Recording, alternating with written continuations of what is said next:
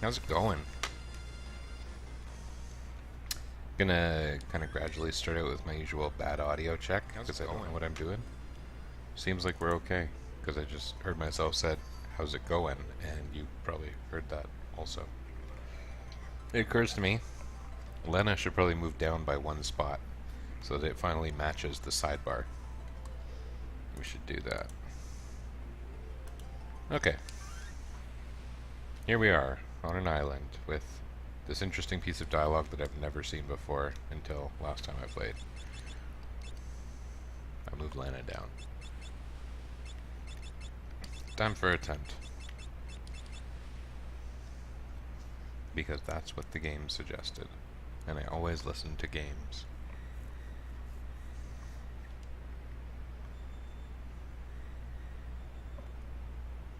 I wonder how they came up with that nighttime tent sound effect. That's in another game, isn't it? Like FF4 maybe?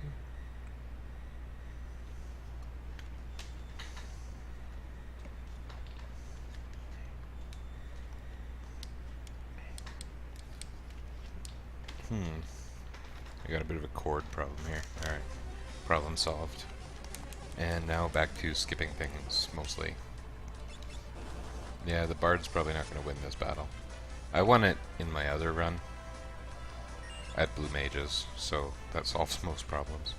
I was excited to get to the third world, and, you know, usually picking up Mighty Guard is something I do fairly late, but in this particular run, I love the start of the third world when you go around picking things up. That is pretty sweet, and so it wasn't the first thing I did, but I went and got Mighty Guard nice and early, and that felt nice. My HDMI to my second monitor just keeps on kind of going in and out. Not the biggest stupid technical problem I've ever had streaming, but oh, I died. Drag. Predictable drag.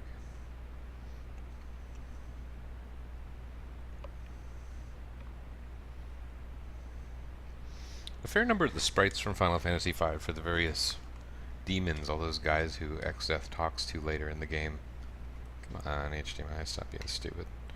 I've used in my D&D campaign, actually, when I need some generic demon token. We use video game sprites, mostly, in Roll20 as kind of our online avatars and battle representation.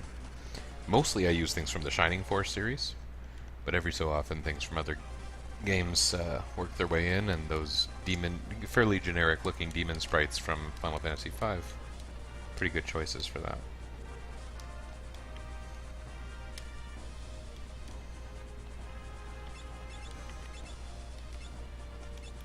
Oh, Moonring Blades, yeah, that's pretty sweet.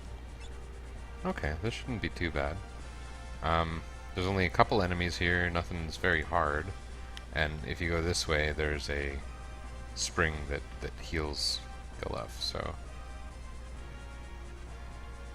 yeah, I'd like to make some progress. I really want to finish this run. The other one is much closer to being finished. In fact, I could probably wander over to the end anytime I wanted, but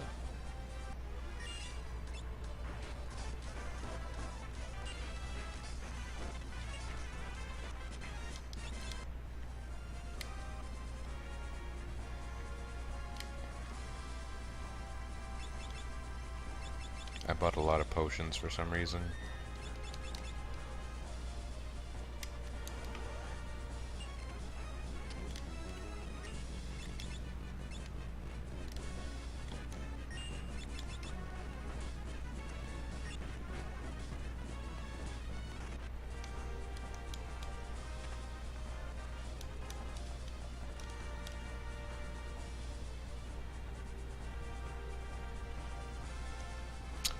Yeah, I kind of forget most of my strategy, but whatever. I have such poor healing in this particular instance of this challenge that I'm gonna need Galuf to be running a lot more using the smoke command. Especially now that we're in World 2. I think that's gonna be a thing we see.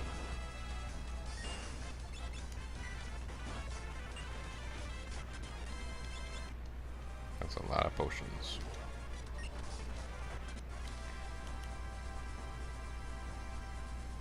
I do believe those spider guys have, who even cares if they see you? Does it matter? Usually I walk too far south for that to even, you know, happen. I don't even care if I get the healing spring, I don't think.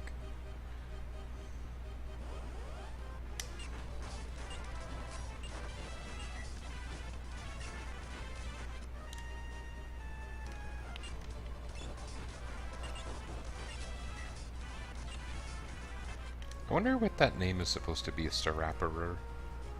It just reminds me of Parappa the Rapper, which I am not as big a fan of as some of my acquaintances. Funny that we can trigger that music and then just walk away.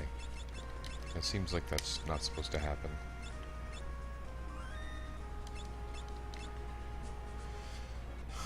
Okay, let's just move on forward, right?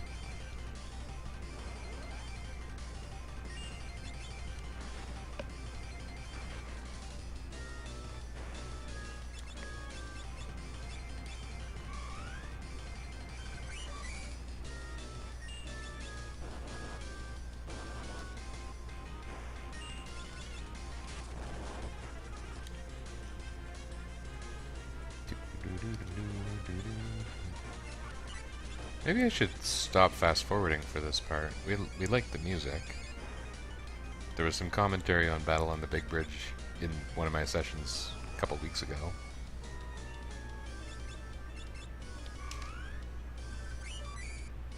My sidebar's creeping over the video, huh? Should probably fix that.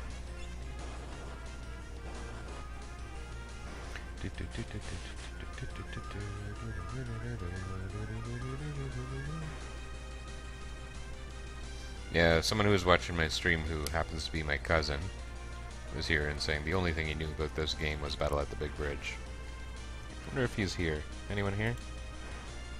No, nobody right now.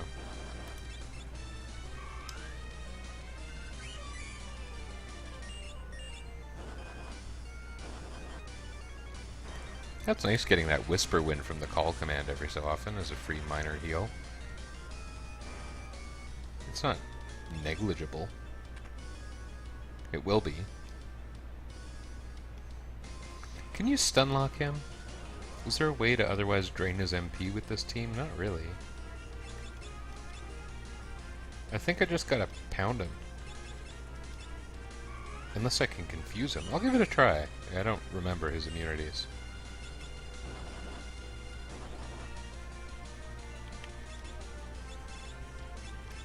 Oops, that's not what I meant to do, but whatever. That does damage, right? Maybe I should just stick with Titan.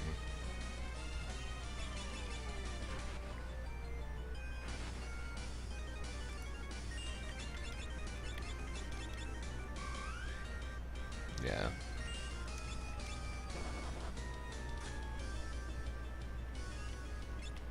What I meant to do was check my rod. It's a frost rod. How does this damage stack up to Titan?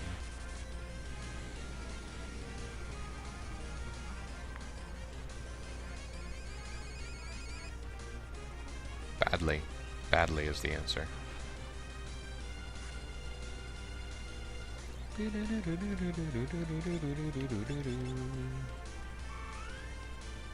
Some versions you can silence him. Maybe I should try out that Mage Masher. Oh, well, he's doing his thing now.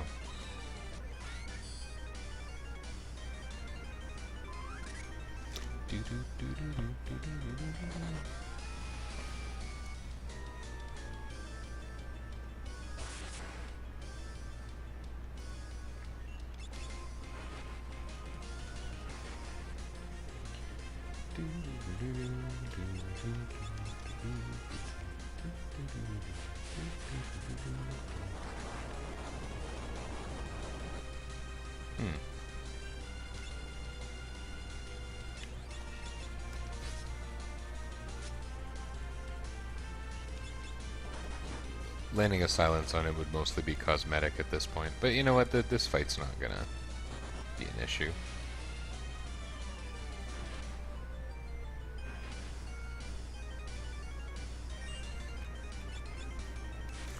Ooh. Whisper Wind.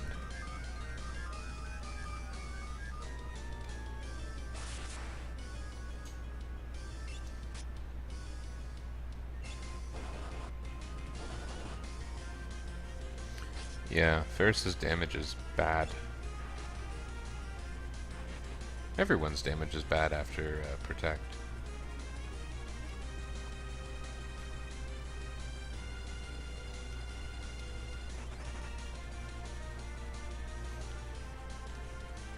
I think I need to revive Ferris. Not like need, but like should.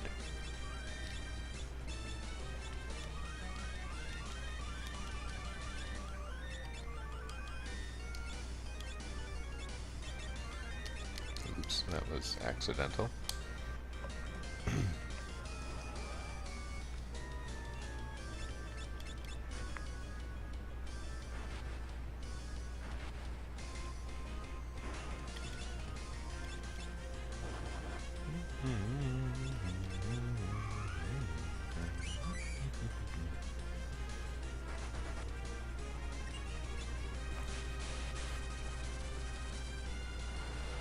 That might have actually worked. Well, I suppose it wouldn't have animated if it didn't.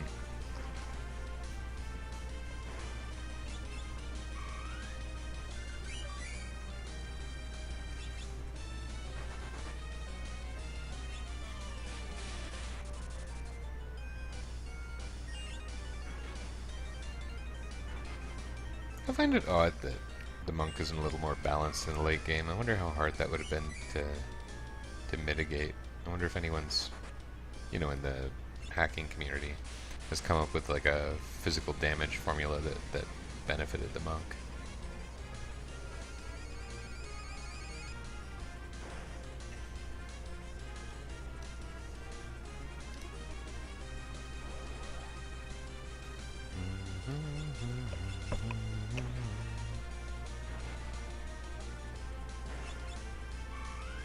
Like at this point, holding A the way I am with Ferris, literally her only job is keeping herself alive, and that's pretty sad. That's not how things always are, but it's still pretty sad.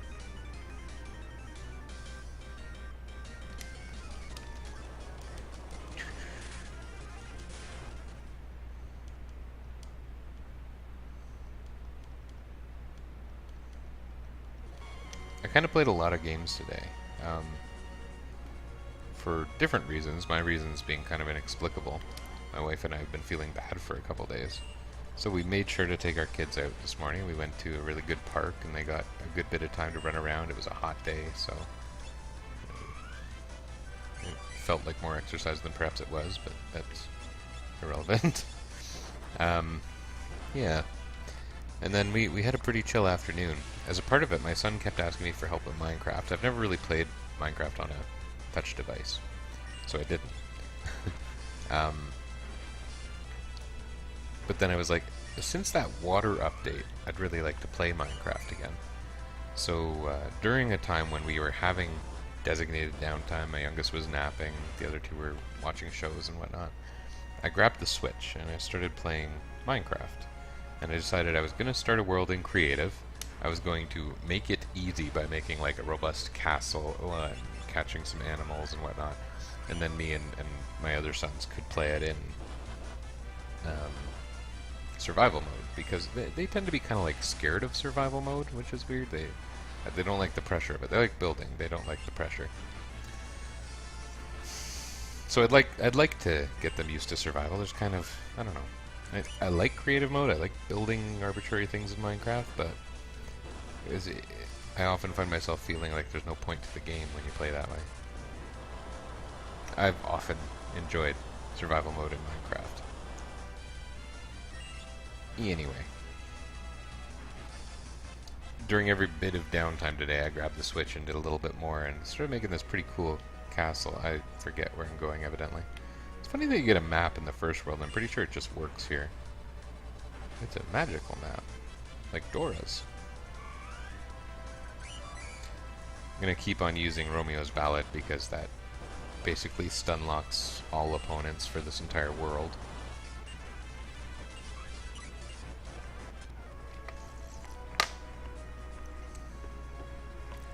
Um, so I built this castle, and I've selected a location where there were two useful-looking sides of a river, and it's a large tower. And first I was like, I'll build two towers on each side, and there'll be a bridge across. And I started that, and I was like, but I want them to be able to go.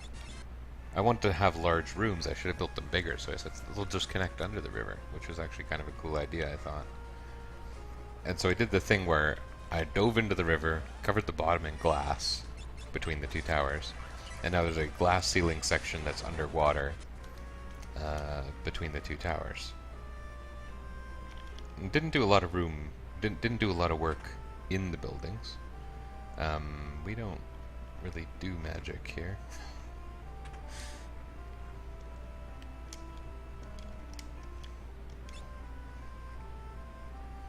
Is that actually useful? I'm thinking no. I'd rather keep those moonring blades on the ninja. And I think I'd rather keep the silence effect on... Now that could be useful. The sleep effect? Probably not, but let's get one.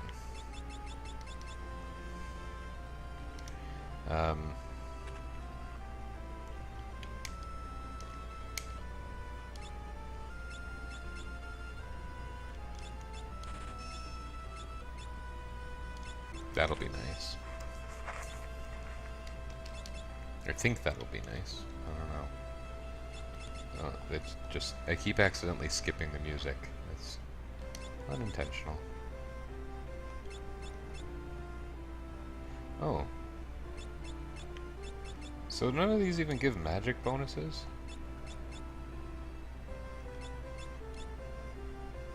It gives a big bonus to Titan, basically. To Earth Elemental attacks, so that's cool.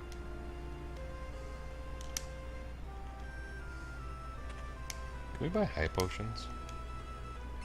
We can. We're gonna want some of that.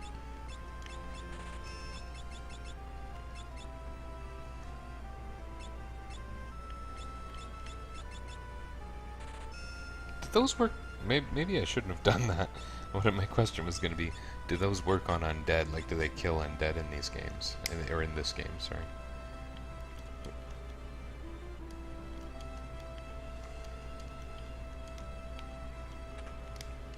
Here's a piano.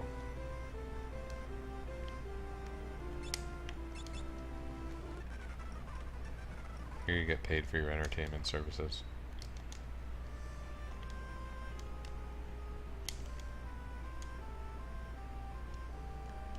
Isn't there a piano here? Isn't it? Is it hidden or something? Yeah. Obscure, huh? Like for aficionados of the game, not obscure, but for a noob, that's pretty obscure. If you got a thief in the party, though, it's pretty obvious.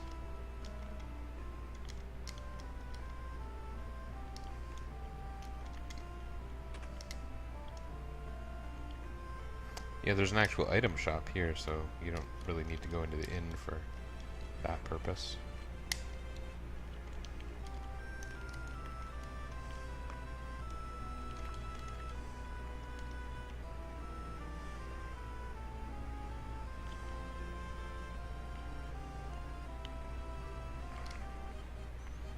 That town is basically just a waypoint. Not much else to it.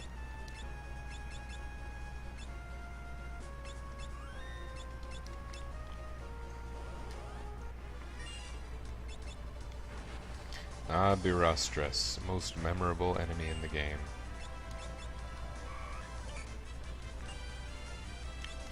Remember that time we fought a Birostris? Looked kind of like a ball of pus, but epic. This takes a long time, but the good news is they can't do anything because of Romeo's ballad. It's very silly.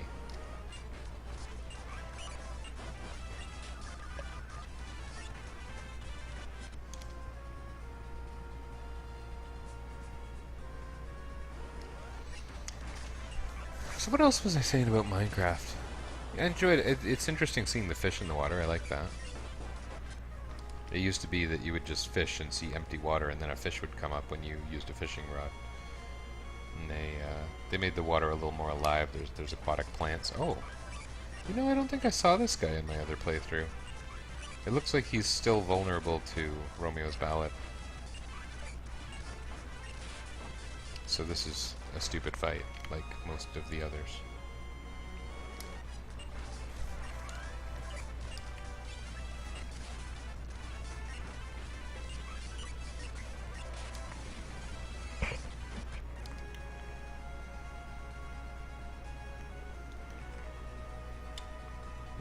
I'm gonna fight that dinosaur guy soon. I may as well give her a fire rod. For what it's worth, I seem to be getting a lot more Afrits in my call command anyway.